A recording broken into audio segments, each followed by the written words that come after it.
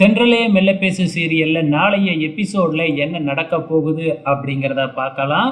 இப்ப பரமனுக்கு எல்லா உண்மையுமே தெரிய வருது. நம்மள உண்மையாலுமே கொலைகேஸ்ல இருந்து காப்பாத்துனது, அசோக் கொலைகேஸ்ல இருந்து காப்பாத்துனது இளமதி தான் அப்படிங்கிற உண்மை இப்ப பரமனுக்கு தெரிய வருது. இந்த கலா அம்மா தான் வந்து பார்த்தீங்கன்னா, இப்படி மிரட்டி பழனிய மாத்தி சொல்லியிருக்கிறாங்க அப்படிங்கிற விஷயம் நம்ம குமார் மூலியமா பரமனுக்கு தெரிய வருது.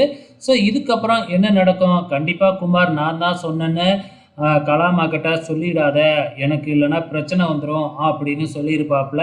இதுக்கப்புறம் என்ன பரம தனக்கு விஷயம் தெரியாத மாதிரியே வந்து பார்த்தீங்கன்னா, இங்க நடிக்க போறாப்புல.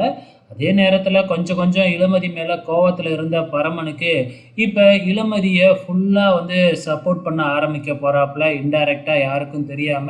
அதுக்கு ஏத்த மாதிரியே வந்து பார்த்தீங்கன்னா, நம்ம இளமதிய வெளிய கூட்டிக்கிட்டு போயி சாப்பாடு வாங்கி குடுக்கறது, தலையில மல்லிகைப்பூ வச்சு விடுறது, இந்த மாதிரி ரொமான்ஸ்லாம் பண்ணிக்கிட்டு இருக்கிறாப்புல இளமதியோட.